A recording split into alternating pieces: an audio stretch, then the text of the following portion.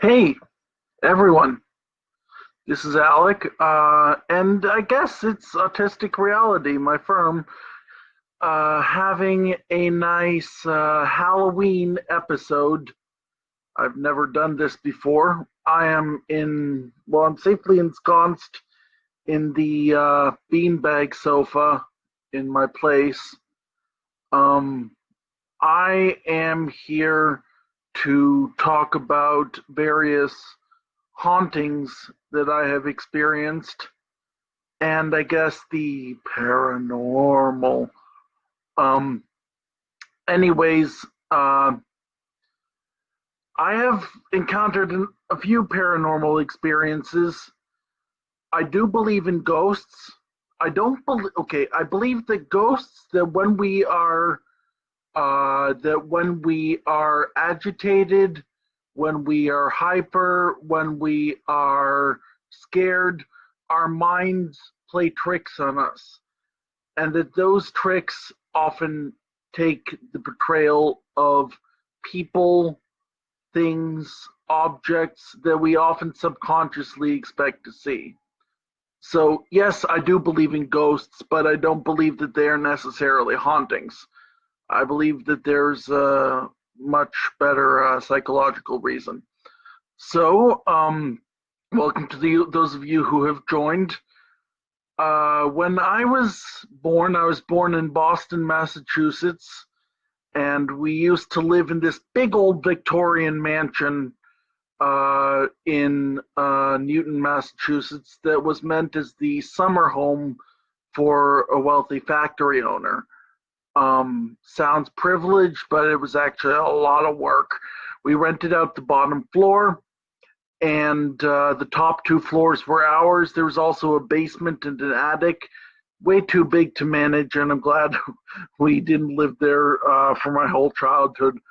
Uh, so in this house, there were a lot of very, very old features. Nice claw-footed bathtub, required tons of maintenance to keep up. There was even a servant's staircase. Um, I was little, I was young, I was impressionable, and I saw a couple apparitions at that house. One time I saw, of all things, a smoke detector, and I was scared of them because they blinked and incessantly called my OCD. And I was so scared of seeing it again, but when I looked again, it wasn't there. And you're right, that's just the simplest form of apparition, seeing something that isn't there. But one time I went out walking in the hallway, uh, and I saw the ghost of my grandmother. Uh, it was clear as day. She was wearing a nightgown I had seen her in when visiting her in Germany. Um, and that was not funny. I do think I recall throwing myself upon the ground and crying. Um, I read years later that seeing the ghost of a living person means they're going to die soon. Well, that didn't happen. Uh, she only died a couple years ago, and that was about 30 years. No, not 30, but 25 years after the apparition took place. Um, but that was, and one time in the same area of the hallway, I saw a Victorian light sconce. I guess I had a feeling for the architectural, uh, but it was not really there. That was in that big mansion I used to live in when I was a little kid. Um, I should note that I have a tradition in every place I live in. I have a dragon I take with me. It's not much of a haunting. It's more of a what's it called? Ooh, Richard Davis. I know you're watching this. It's a superstition. Yes, superstition. Uh, the dragon in the old mansion we used to live in was named Norton Firecoal, and I later took one of his kids, Horton Firecole, and actually, one sec.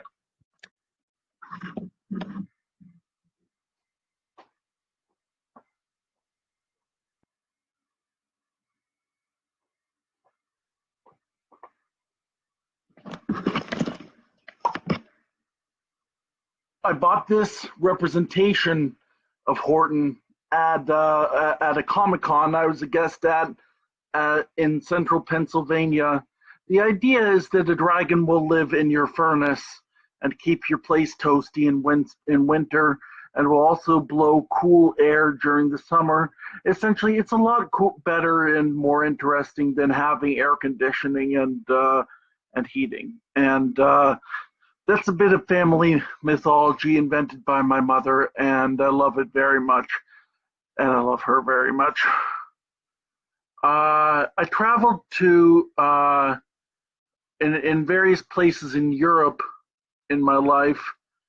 I was in the Räumer, which is a building in Frankfurt, Germany, which has what might be the most historic room in history. The Imperial Hall is where emperors had their coronation banquets for something like 500 years. And I did not feel haunted. Keep in mind that the building was almost completely destroyed during World War II, and only that room was original.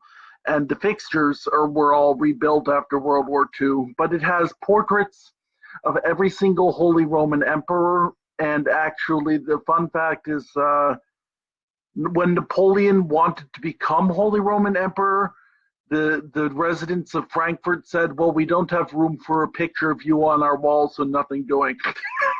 Anyways, I did not see a ghost in there, but like I said, it's ancient. The room, the core structure of the room dates to at least the year 1206. It's old. And like I said, emperors sat at the head of that room and held coronation banquets for 500 years. When I took photos, trust me, you know me, if you've seen my Flickr, I take photos religiously.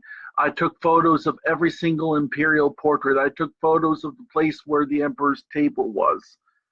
And when I did, there was a massive, massive orb of light right where the emperor would have sat. Do I believe that those orbs are spiritual representations? No, I think this is just coincidence, but what a hell of a coincidence. Actual hauntings, well, as I mentioned earlier on in the in this video, hauntings happen because you believe in them. I took a magic class in university. Sorry, my professor would get so pissed off at me. It was properly called Magic, Sorcery, and Witchcraft. Thank you, Professor Stevens. And he had a goal at the end of the class to convince you that magic is real. And he did manage to convince me at the end that as long as you believe in it, it's real. My dad and I went on a nighttime walk in Sleepy Hollow at the cemetery. Yes, the cemetery of the Headless Horseman. And although that story is highly fictionalized, it's basically a fairy tale, it does have some basis in real geography. Washington Irving is buried near the entrance to that cemetery. He's the guy who actually wrote The Headless Horseman of Sleepy Hollow, and we started out there, and there was a little bit of light left, and as we retreated further into the cemetery, it got darker and darker. I've met some ladies through my fan fiction groups who think that it'd be good to do a nighttime story reading there. Don't. It's way too scary. You know that you're basically safe, but when it's dark and the wind is rustling in the trees and you don't know what, I mean, there's this visceral fear that surrounds you. It's a very old town, maybe 400 years old. Um, maybe 300 years old. Sorry, 300. And when you're in that town and and then we walked through the cemetery and down the embankment at the back of the cemetery. And we thought the story was cool, but we didn't think that there was much bearing on reality. But believe it or not, there is a bridge at the back of the cemetery, and the bridge leads to private property, so it is actually very forbidden territory. There's no trespassing signs. My father and I dared each other to cross the bridge, and I finally did. I'm not saying that I encountered ghosts. I'm not saying I encountered a headless Hessian, but it was really freaky. It was really freaky. Just the thought of what could happen hanging over your head. Every slight rustle of the leaves, every little light from afar. This was truly haunting. The final real haunting experience, an actual verifiable ghost sighting that myself and others saw. In 1796, a veteran of the Whiskey Rebellion, which was our first civil war under the current Constitution. There were some older ones. Basically, a bunch of people from Appalachia got pissed off over whiskey tax, as they still are today. They wanted to make moonshine, so they waged war against George Washington and the first presidency of this country under the current Constitution. I'm sorry, I'm a political science nut, so sue me. And Washington actually became the only president to lead his troops into battle, and they scattered. Most of the rebels of the Whiskey Rebellion were granted amnesty. One of them settled in northern Louisiana, or what would become the northern Louisiana, and he started a plantation called the Myrtles. Some of you might recognize that name. It's very famous. It is often called the most haunted place in the United States of America. There are endless ghost sightings, and in 1992, it was already a tourist site, and the insurance company demanded that they take photos, black and white photos, so that they could document what the property looked like and what the specifics were. And they developed the photos, and I think it was the National Geographic Society wanted to look at the photos because it's a historic property, and they discovered what, according to all scientific research, is in 1992, an 1850s-ish slave girl under the breezeway between the servant's house and the main house. And the scary thing is that a lot of people had seen her before and since. And there's another photo, or maybe that photo, and you follow the direction of her gaze, and there are children playing in the tree in very old-timey clothes in that picture. They're a bit harder to see than her. This slave girl was a real person, and the children were real children of the owners at the time. The slave girl is the most famous. Her name is Chloe. She actually existed. And she's more of a protective spirit. Before I get to the grand finale, I should say I took a photo in a mirror in which apparitions have often been seen. We developed the photo and we were scared shitless. There were people in, say, early 1800s garb in the photo who were not there when we took the photo. I gave it to my brother to have it developed. My brother lost it. My word to the gods. Sorry. But what I can tell you is my dad was taking care of something at the ticket office or somewhere on property. And my mother and my brother and I were walking the woods around the property. I told you what I believe about ghosts, how they're very, very real. And I told you that they're based on what you expect to see and on subconscious suggestion. All three of us saw the ghost of Chloe that day.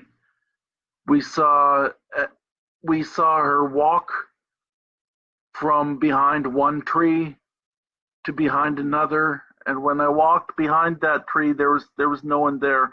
There was no conceivable way that a person could have hidden. She was there. In our collective minds, I should say. Ghosts are very, very real. And they are what society expects of them, and they're what we, the individuals, expect of them. Hauntings are therefore very, very, very, very real.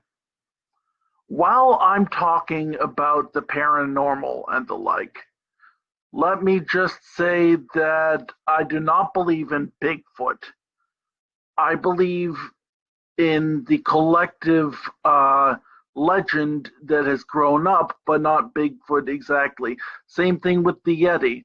Although I have to say that before it broke, the Yeti ride at Disney World, the Animal Kingdom, was stupendous. I really hope they fix that soon. Anyways, so about aliens, do I believe there are aliens? Abso-fucking-lutely. There is no way we are the only planet in this huge universe that has life on it. Do I believe in sentient aliens as developed as us? You betcha. Okay, the same thing. No way that they don't exist elsewhere out there. Do I believe that we will encounter them in our lifetime? No. Too far spaced apart. There's a paper released recently that said that we are probably one of the earlier planets to develop sentient life, just given probability ratings, and that's based on hard science. Do I believe there is other sentient life in the solar system? No. Do I believe there is other life in the solar system? Yeah. We basically discovered that we have what we need to support life on Mars. And I'll be damned if there isn't something microbial there. More importantly, I'm almost damn sure that there's something microbial, and if we're lucky, a slightly more developed on one of these moons of Saturn or under the ice of Europa around Jupiter. I've talked a bit about the paranormal. I've talked about ghosts, my own personal ghost sightings. I will make this video presentable via my YouTube. I think it's called Autistic Reality on YouTube. I'll post a link. Thank you, my friends, for joining me. It's just, I do believe that ghosts and hauntings are real. I don't believe that they are spirits of the deceased. I believe that they are things that appear to us based on our expectations at the time. And thank you, Philip Stevens, my professor in magic, sorcery, and witchcraft, for convincing me that magic is real. And it has nothing to do with Harry fucking Potter. I'm sorry, it doesn't. It really doesn't. It has to do with superstition and what we believe in, and not waving a fucking magic wand. Hi, Roberta. It's not just a theory. There are entire books written about this. I will say magic is very real to me.